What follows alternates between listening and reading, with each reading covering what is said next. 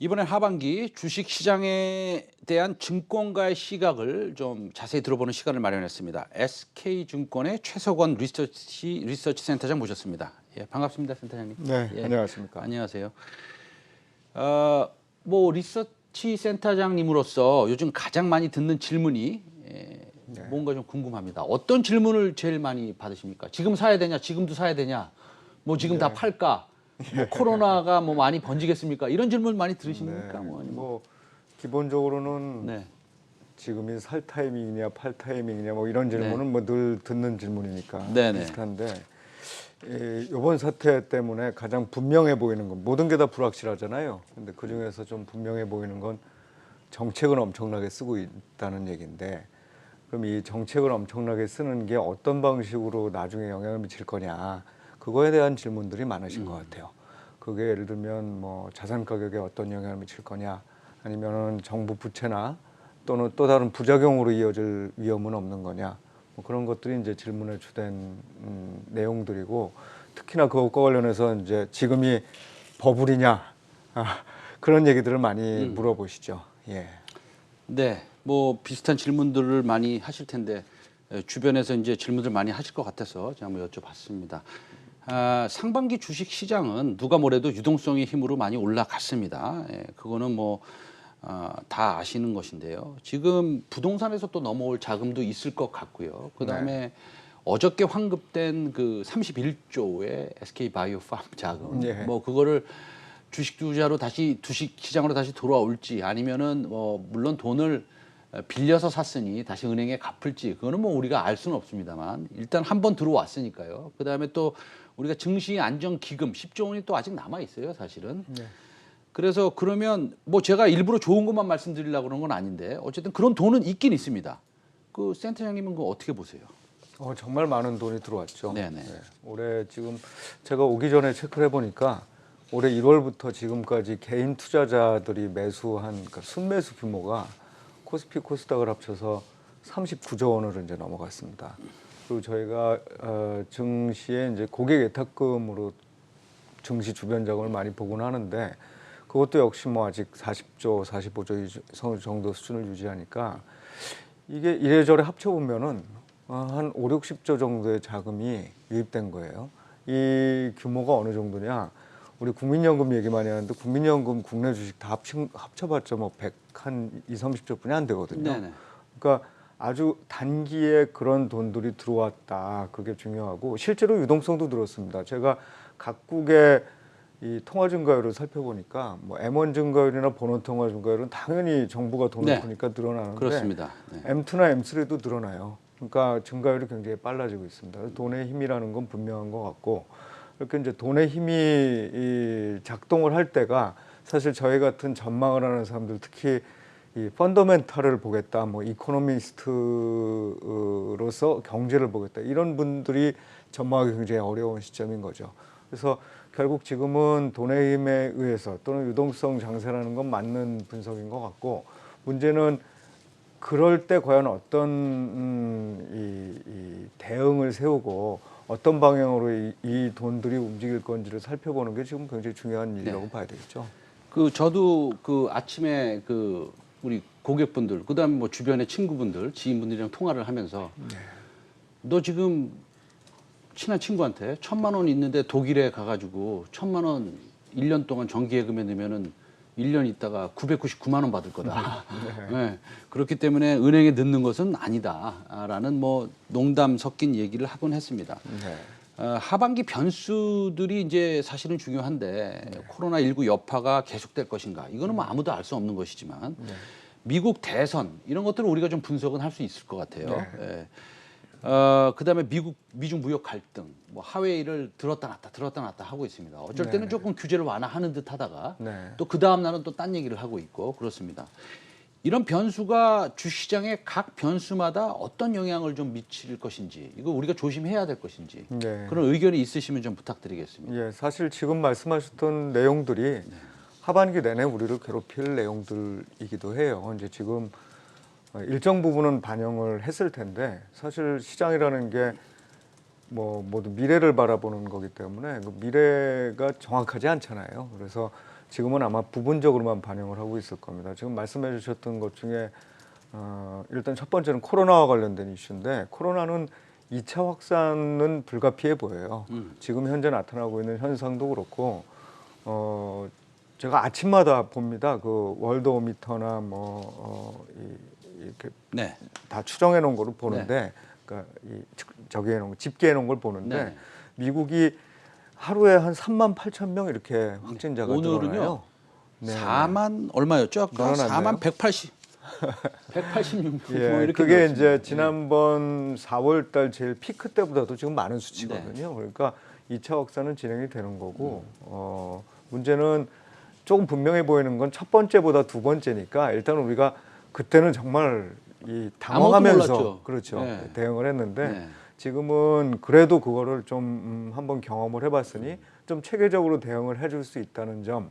그다음에 또 하나는 사망자가 중요한데 그 역시도 처음에는 이 의료 시스템이 막 흔들리니까 사망자에 대한 대응도 제대로 못했던 것 같아요. 그런데 최근에 확진자가 늘어나도 사망자가 늘어나는 숫자는 조금 통제되는 걸로 봐서는 이제 충격은 있을 것이나 그거에 대해서는 뭐 지금 시장이 생각하는 정도로 봐서 아주 정말 지금 예상하는 것 이상의 뭐 예를 들면 하루에 뭐 한 10만 명 이상씩의 미국의 네. 확진자가 생기지 않으면 영향을 덜 미치겠다. 근데 대선과 무역 갈등에 대해서는 좀 시간이 갈수록 이게 불안한 요소예요. 제가 아침에 체크를 해봤더니 물론 서베이가 굉장히 많습니다. 근데 이제 바이든 대통령 민주당 후보가 트럼프 대통령을 10% 포인트 정도, 예. 어떤 서베이에서는 14% 그렇죠. 포인트 정도 앞서 있더라고요. 예.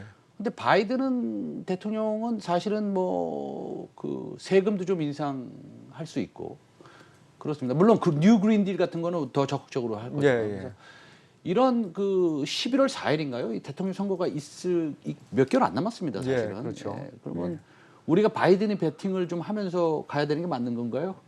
정말 그거 좀 어려운 것 같아요. 왜냐하면 분명히 저도 계속 지금 보고 있는 게 바이든 후보가 유리하다. 그래서 특히 뭐 이코노미스트도 마찬가지고 굉장히 그런 쪽으로 몰아가고 있는데 실제로 선거에서 바이든 후보가 될지도 저는 아직도 확신을 잘 못하겠어요.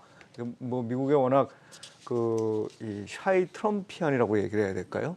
그러니까 그런 사람들이 많이 있는 데다가 사실은 이 선거 때가 되면 또 이 뭐 주가도 편해 있을 거고 또 다른 측면에서의 어떤 전략들도 쓸 수 있어서 그런데 분명한 거는 바이든의 가능성이 높아질수록 사실 시장은 좀 불안해질 거는 같아요. 일단 정권이 바뀌기 때문에 나타나는 어떤 불확실성이라는 요소가 하나 있을 거고요. 그다음 말씀하셨던 법인세 인상도 있고, 그다음 오바마 케어를 다시 돌리려고 하잖아요. 그다음 제가 좀 이렇게 관심 있게 보는 건 독점 관련 이슈들이 있을 수도 있다고 봐요. 지금 기술주가 굉장히 선전하고 특히 플랫폼 기업들이 선전하는데 플랫폼 기업들이 이게 우리가 하고 커가는 과정에서 일종의 이 독점적인 환경에 들어섰음에도 불구하고 그냥 냅뒀거든요, 지금. 근데 이제 그런 부분들에 대해서 어떤 식의 모습을 보일 것인지 이런 것들이 다 불확실성이기 때문에 이게 지금 상황에서는 사실 뭐 누가 될지도 모르고 뭐 다 반영을 시키지 못할 거예요. 그런데 올 가을이 되면은 점점 아마 바이든이 이 지지율이 높아지면 높아질수록 시장은 굉장히 불안해할 가능성이 크다라고 생각하고 있습니다. 네. 바로 하반기 주도주로 그냥 넘어가겠습니다. 하반기 주도주가 일단은 시청자 여러분들이 제일 궁금해하실 것 같아가지고 그런데 뭐 주식 종목 얘기도 하실 겁니까 오늘? 종목보다는 뭐 그냥 주로 업종으로 말씀드릴게요. 업종으로. 그러면은 이 투자 전략 일단은 뭐 코로나19 때문에 이제 뭐 바이오주들이 엄청나게 시총이 커졌고 그렇습니다. 플랫폼 기업들을 뭐 말씀하셨고요. 어떻게 해야 되겠습니까? 하반기에는 바이오주 계속 사면 됩니까? 예, 뭐 결론부터 말씀드리면 네. 그렇다고 저는 말씀을 드리는데 네네. 이게 지금 나타나고 있는 현상이 경제 펀더멘탈의 회복에 기인하고 있다고는 보지 않아요. 그러니까 물론 너무 나빴던 상태이기 때문에 예를 들면 한 1900 정도까지 올라올 때 바닥부터 올라올 때는 이거 뭐 그렇게까지 실제로 나쁘지는 않았거든요. 왜냐하면 이건 금융 시스템에 대한 리스크를 해지하기 위한 것이었기 때문에 사실 금융 시스템을 보호해주면 되돌아오게끔 돼 있었는데 그 이후에 경제를 보니까 경제는 사실 제가 보기에는 한 80, 90% 정도뿐이 앞으로 상당 기간 동안 원래 우리 캐파에 비해서 80, 90% 정도밖에 작동을 못할 거다. 이 코로나라는 게 뭐 정부가 이 제재를 한다 이게 문제가 아니라 스스로 방역을 해나가고 중간중간에 나타나는 부분 때문에 경제가 중단되고 하는 것들이 영향을 미칠 건데 그런 상황에서 성장률이라든지 기업이익이라든지 다 좋지 못합니다. 특히 그럴 때 전통 제조업이라든가 또는 기존의 글로벌 밸류 체인에 있었던 여러 가지 그 제조업들은 사실 상당한 어려움을 겪게 될 수밖에 없어요. 그러면 돈은 많아서 어디론가 가려고 하는데 그런 쪽으로 못 간다 그러면 결국은 갈 수 있는 데들이 몇 가지 이렇게 눈에 보인다는 거죠. 그중에 대표적인 게 오히려 이 사태로 인해서 수혜를 받을 쪽. 네. 그다음에 이 사태에도 불구하고 실적에는 별로 영향을 안 받을 네. 쪽. 뭐 이런 쪽들에 대한 것들. 그다음에 특히 금리를 낮춰놨기 때문에 성장주에 대한 관심. 이쪽으로 계속 몰고 갈 수밖에 없다. 금리를 낮춰놨고 그다음에 미국에서 제롬 파월 의장은 앞으로 2년 동안 금리를 올릴 생각은 없다. 뭐 이런 얘기도 했습니다. 네. 굉장히 어렵고 단순하지만 유치한 질문 해도 되겠습니까? 네, 말씀하시죠. 지금 우리 앞에 네이버가 있고 삼성 바이오가 있고 네. 그 다음에 항암제 바이오 회사 중에서 아주 좋은 회사가 있습니다. 1, 2, 3등을 어떻게 구분하시겠습니까? 하반기에. 굉장히 하반기에 올해 말씀하신다면 하반기에, 예. 굉장히 어려운데 네. 제가 보기에는 네. 시장의 지금 힘은 네. 지금 말씀하신 대로 1, 2, 3일 거라고 생각하고 있습니다. 네이버부터. 네. 그다음에 2등은 네. 삼성 바이오. 네. 3등은 아주 파이프라인이 우수한 바이오. 네. 그렇게 선택을 하셨습니다. 뭐 셀트리온도 거기 안에 들어가는 것이겠죠. 물론 네, 물론입니다. 예. 네. 그래서 마지막으로 이 유동성 장세 이거 뭐 사실은 지금 주식 파시는 분도 있고 사시는 분도 있을 겁니다. 마지막으로 이거 하나만은 좀 우리가 보고 가자. 이거 하나만은 지켜달라. 이거 말씀하셔도 됩니다. 네네. 어떤 말씀을 우리 한경TV, 한국경제TV 시청자 여러분들한테 말씀해 주시겠습니까? 예, 유동성 장세가 네. 여러 가지 특징을 갖습니다. 네. 그 중에서 대표적인 게 지금 저희들도 모르고 시장에 있는 누구도 이 유동성 장세가 언제 끝날지를 모른다는 게 제일 큰 문제예요.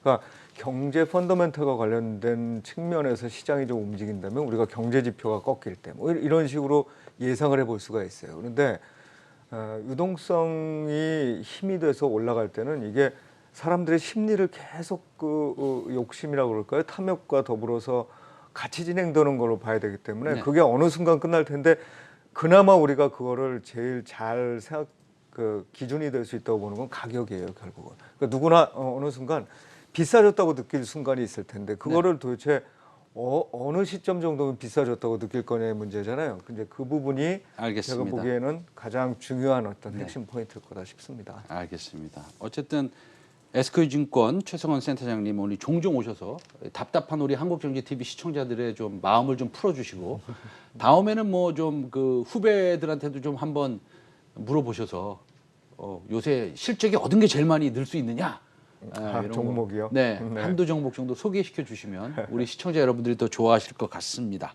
하여튼 오늘 귀한 말씀 잘 들었습니다. 예. 감사합니다. 예, 감사합니다. 네, 예.